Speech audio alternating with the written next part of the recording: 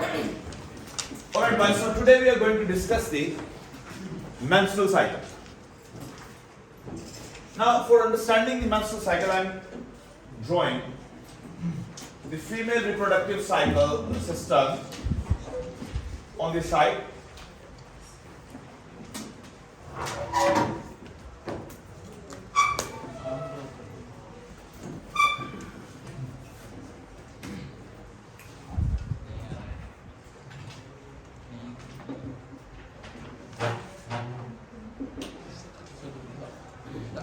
There is another ovary and a fallopian tube over there as well. Now here we have 3 layers of the tissues.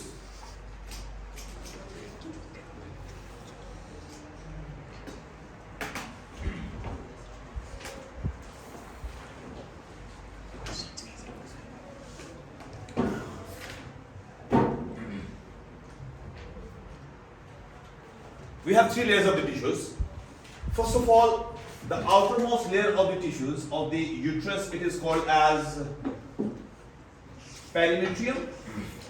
The middle one is called as myometrium, and the innermost is called as endometrium. Rest of the structures we have already discussed before as well. Now, let's suppose that this over here, this is an ovary.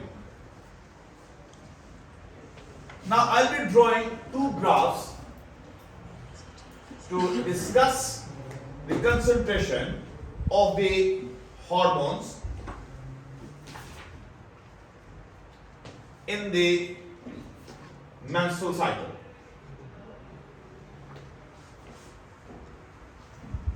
And let's suppose that this over here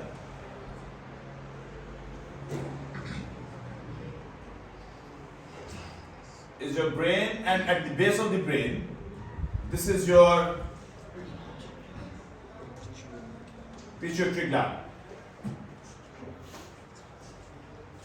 Now guys, there are hormones produced from the pituitary gland and there are hormones produced in the ovary. So that's why I have made 2 graphs. One graph will be for the ovarian hormones and the other graph will be for the pituitary hormones. Let's suppose that this graph is for the pituitary hormones, means that the hormones produced by the pituitary gland, and this graph will be representing the ovarian hormones, means that the hormones which are produced in the ovary. On the y-axis, we are taking concentration of hormones for both of them, and on the x-axis we are taking days.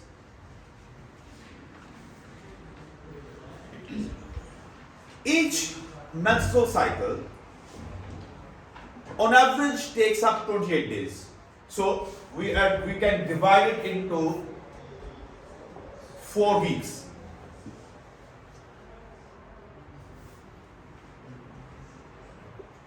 We can say that this is 7th day, 14th day, 21st day and 28th day. 7, 14, 21 and 28. First of all, we are going to talk about pituitary gland. Now guys, let me tell you that inside the ovary, the egg cell development takes place. There are follicle cells that are surrounding the egg cell. So what are these? These are follicle cells. The job of the follicle cells is that they nourish the egg cell, and in response the egg cell matures, increases in size, right, and develops as well. First of all, from the pituitary gland, a hormone is released which is called FSH. The full form of the FSH is follicle stimulating hormone. Now what happens? That this follicle stimulating hormone, it affects onto the follicle cells. Now, as the name is suggesting, stimulating hormone, so this hormone stimulates the follicle cells. In response, what happens? That these follicle cells, they start increasing in size. And as the follicle cells will increase in size, the egg cell will also increase in size. Now, first of all, what I am going to do, this graph is representing the hormones of the pituitary gland, right? So I am going to draw the graph for the follicle stimulating hormone. I will draw the graph for whole 28 days and I will explain it later, inshallah, right? Now let's suppose that this over here is day 5. This over here is day 5. Now the follicle stimulating hormone concentration keeps on increasing up till day 5. Up till day 5. After day 5, what happens? That the follicle stimulating hormone concentration decreases and then it remains low up till day number 14. On day number 14, the follicle stimulating hormone again increases a little bit and decreases and then remains low up till day number 28. The question is, okay, up till day number 5, the follicle stimulating hormone concentration was increasing, but why did it decrease after day number 5? Now here we are going to talk about the follicle cells.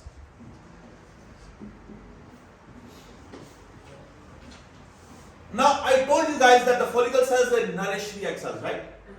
But they perform another job. The other job is that the follicle cells, they also produce estrogen hormone. Now, follicle cells are present in the ovary and they are producing estrogen hormone. It means that estrogen is produced inside the ovaries. And we will plot the graph for the estrogen in the ovarian hormone graph, right? Now, as you can see, that follicle stimulating hormone stimulated the follicle cells, then the follicle cells started increasing in size. So for the first 5 days, I am showing it with the red color, the estrogen hormone. For the first 5 days, the estrogen hormone will be very less in amount, low in concentration, right? But on day number 5, they have reached to a size where they can produce estrogen, right? So what will happen? That from the day number 5, the estrogen concentration will start increasing and it will keep on increasing up till day number 14. It will keep on increasing up till day number 14.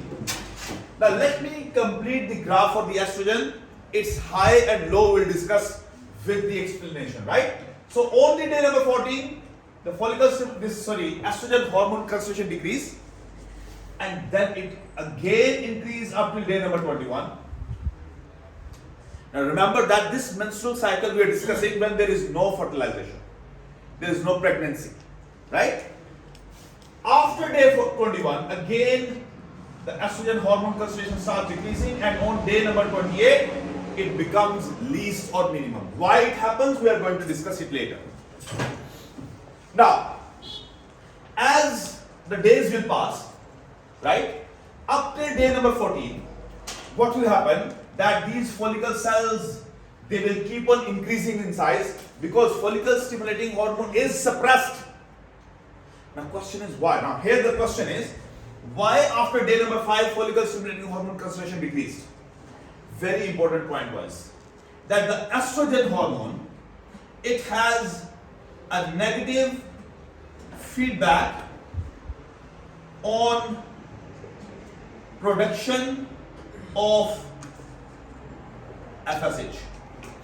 Means that higher concentration of estrogen suppresses the production of FSH. Highest concentration of estrogen suppresses the production of FSH. So when the estrogen concentration is increasing, FSH is decreasing. Got it? So up till day number 14, the the estrogen concentration is increasing and increasing. So FSH will remain low. I did not say it is zero.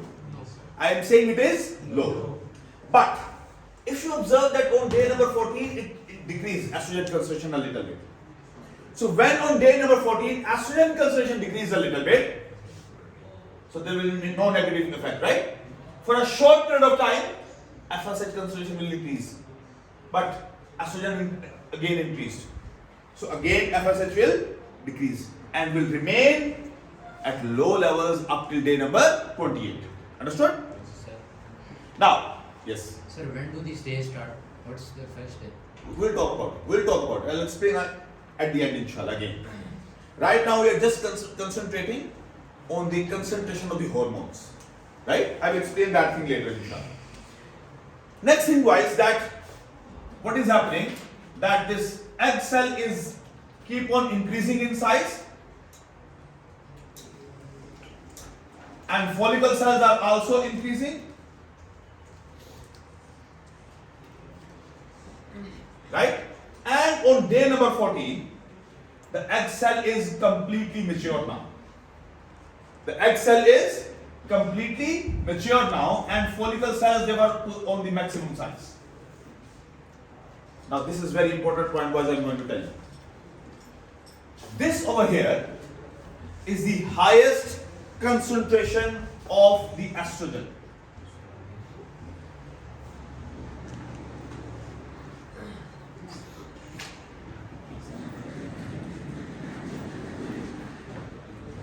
What is this? Highest concentration of estrogen. Now guys, this highest concentration of estrogen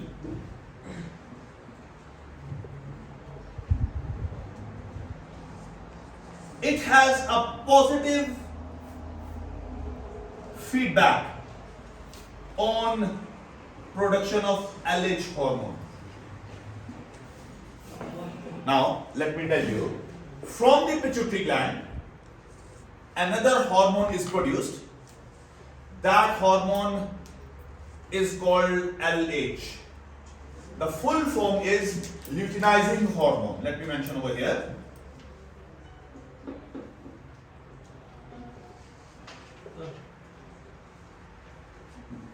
The highest concentration is not on 21st day?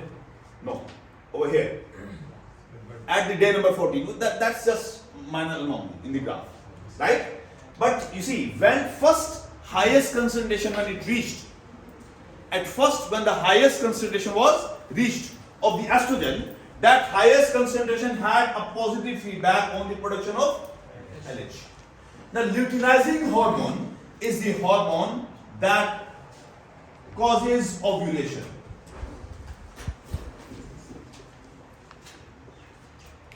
This is very, very important point. One mark question can come. What is the job of luteinizing hormone? Yes. Sir, from day number 21 to day number 28, the We will go to those days later. Right now, stay up to day number 14. Okay? When we'll go to the day number 21, we'll discuss about it. Okay? Right now, we are on day number 14. Stay here. So, whilst on day number 14, estrogen concentration was highest. Right? Pituitary gland detected it, and in that response, pituitary gland released luteinizing hormone. This luteinizing hormone went to the ovary, and in that response, from the ovary, the egg cell was released. Now, what has happened? The egg cell is released. So, this is what? This is the ovum. Right? Yes. So can you tell again the job of LH? Causes ovulation. Release of the egg cell or the ovum from the ovary. Now, the ovum is released outside. What is left behind? The follicle cells. Now, what happens? That these follicle cells, they die.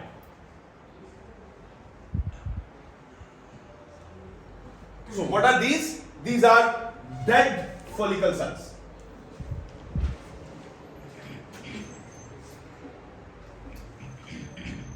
And dead follicle cells, they have a name.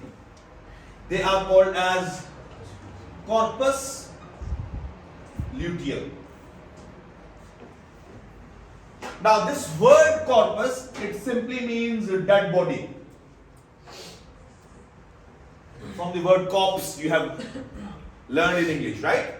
And the word luteum means yellow. So its literal meanings become yellow dead body. Yellow dead body. Now guys, I did not draw the graph of the luteinizing hormone till now. Let me draw the luteinizing hormone graph with the green color. So remember that up till day number 14, luteinizing hormone was very low in concentration. Right? On day number 14, there was sudden production of luteinizing hormone and it again decreased and remained low up till day number 28. So remember that this is luteinizing hormone and this blue line is representing FSH. Got it? Now, the follicle cells, they were producing estrogen, right? Now they are dead. When the follicle cells, they are dead, so what will happen? Estrogen level will? Obvious or not? Yes. But right after the death, demise of the follicle cells, what is formed? Corpus luteum. Now corpus luteum, it produces two hormones. It produces estrogen and it also produces progesterone. It also produces progesterone. Right boys? Now what will happen? What will happen? That this corpus luteum will start producing estrogen, so estrogen level will again increase. But this increase will remain up till day number 21. Not after day number 21. Why? We are going to discuss that. Because remember one thing I told you, we are discussing this cycle when there is no fertilization. When there is no fertilization. Second hormone that is produced, that is what? Progesterone. I am going to show the progesterone with the blue color, right?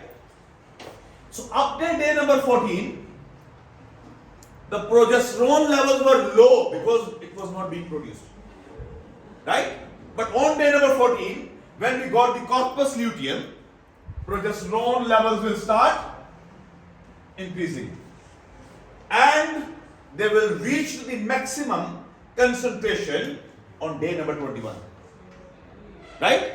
And after day 21, the progesterone levels will start decreasing and will become minimum on day number 28. So this blue line is representing progesterone. Understood? The question is, why the concentration is decreasing after the day number 21? The reason is that this corpus luteum, if the fertilization do not take place, the corpus luteum, its size starts decreasing.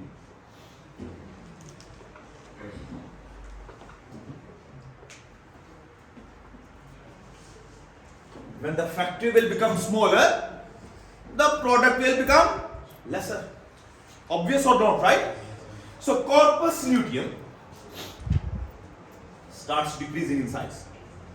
So when the corpus luteum will start decreasing in size because of no fertilization, the concentration of estrogen and progesterone will decrease. Understood? And on day number 28, the corpus luteum will be totally disintegrated. Finished. Not there anymore. So there will be least concentration of estrogen and progesterone. Now, what is the job of estrogen and progesterone? We did discuss the job of FSH. Yes, sir. We did discuss the job of the luteinizing hormone. Let's discuss the job of estrogen and progesterone, then this whole cycle will be more understandable. The job of estrogen is to develop endometrium. Now, let's suppose if fertilization takes place, the embryo needs to be implanted in the endometrium so that it can get nutrients from the endometrium, from the mother, right? For that purpose, endometrium should be prepared for that. It should be thick. It should have blood vessels in it, right? So, the estrogen develops the endometrium for the implantation of the embryo. Understand? And the job of the progesterone is that it maintains endometrium. And it also thickens endometrium. It also increases blood vessels in endometrium, right? So just imagine, from day number 5 up till day number 14, estrogen levels were what? High. So endometrium was developing, right? Then from day number 14 up till day number 28, the concentration of progesterone was higher than before 14 days, right? So the endometrium was maintained, which was developed by the estrogen. It was made more thicker and there were development of more blood vessels. Now keep in mind, progesterone keeps the endometrium at its place. Now let's suppose that the endometrium became thick like this, right? I'm making it thicker. So this was what may be the appearance of the endometrium from the inside. But on day number 28, what has happened? On the day number 28, the progesterone levels are minimum now. And minimum level of the progesterone cannot maintain endometrium anymore. They cannot keep it at its place anymore. So what will happen? The endometrium will start breaking apart. The endometrium will start breaking apart. Because progesterone levels are minimum. Progesterone maintains the endometrium, right? So the endometrium and blood vessels which were developed, they will become what? They will start breaking down. And when they will start breaking down, you see, the blood vessels are also breaking, right? So the blood will start coming out through the opening of the cervix into the vagina and out through the vaginal orifice, right? Not only that, the debris of endometrium as well, that will also start coming out, right? So from the day number 1 up till day number 5, what is happening? The blood and the debris of the endometrium is coming out. Now, this phase from day number 1 up to day number 5, when the blood and debris is coming out, this is called as menstruation. This is called menstruation. And whole cycle of 28 days is called menstrual cycle. Yes. Sir, at 28th day, sir, you said that the estrogen, it has a negative feedback on FSH. Then why? Good. Now, very good. I said that estrogen has negative feedback on the FSH. But on day number 28, the estrogen concentration is what? Least. So there will be no more negative feedback. So FSH production will increase. A new cycle will begin. Understood? So when the first cycle will end, right away a new cycle will start. Now let me tell you that as there are two ovaries, one over here, one over here. This is the right ovary, other there is left ovary, right? Every month one egg cell is produced in the females, right? And they produce egg cells alternately. Right ovary will, let's suppose this is January, right? In January, let's suppose the right ovary produce the egg cell. In the February, the left one will produce. And it will be changed again in the March. It will come back to the right one, right? So this is how alternately the ovaries, they produce the egg cells. Understood? Yes. There is this phase day 1 to day 5, the menstruation. Is it painful? Yeah. It can be very, very painful for some women and it can be less painful for others. So why is It depends person to person. Blood vessels are breaking down. Right? Another thing, there are hormonal changes as well. There are hormonal changes as well. Understood? Because of that. There can be emotional issues as well, and there can be like the pain as well. Yes. So during which period of the menstrual cycle fertilization can happen? Very good question. Now, this is one point which we need to discuss very importantly. There is one question in the past papers as well. Rhythmic contraception. Rhythmic contraception means that they are not taking any kind of medication or they are not using any mechanical method as well. Means that there is no condom use, there is no use of any femidome or the diaphragm or anything. They are not using any chemical as well. How they can use this contraception? This is very important. This 2 to 3 marks question can come. If you guys remember, I have taught you that the life of a sperm cell is 72 hours. Right? And egg cell life is 24 hours to 72 hours. Right? If you keep in that mind, ovulation happens on which day? 14th. Come back. 14th, 13th, 12th, 11th. If there is intercourse or if there is deposition of sperms over here on the day number 11, there are chances that some sperms may be alive at the time of ovulation. So fertilization can take place. But if sperms were deposited before day 11, let's say on day 10, then on day number 14, sperms will not be alive, they will be dead. So from day number 5, when the menstruation stopped, up till day number 10, there is no chance of pregnancy. There is no chance of fertilization. Again, when the fertilization takes place, when the ovulation takes place, again count 3 days. 14, 15, 16, 17 maximum, right? Up till day number 14, egg cell can remain alive, right? So if during these 3 days, the sperms are deposited, again there is a chance for fertilization.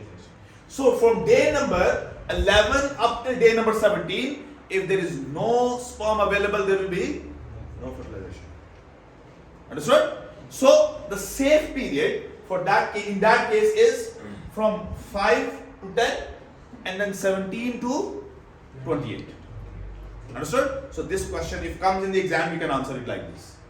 Understood? When we will discuss past papers, you see these charts are made, we have to mark these days and we have to tell this. Understood? Yes. So during pregnancy, this occur? Very good question. Now let's suppose what happens if fertilization takes place. Then what will happen? If fertilization takes place, then this corpus luteum do not degenerate. It remains in the ovary for 3 months. And this corpus luteum keeps on producing estrogen and progesterone for 3 months. Right? So for 3 months, what will happen? Estrogen and progesterone levels will remain high, endometrium will remain maintained, and again there will be negative feedback on the production of FSH. Got it? So there will be no new cycle. After the 3 months, what will happen? After the 3 months, the placenta starts producing estrogen and progesterone. The placenta starts producing the estrogen and progesterone. So during the 9 months, 280 days, estrogen progesterone levels remain high. So there is negative feedback on the production of FSH. So there is no more cycle. It can't be, because an embryo is, a fetus is growing inside the uterus. Understood everyone? Sir, during pregnancy,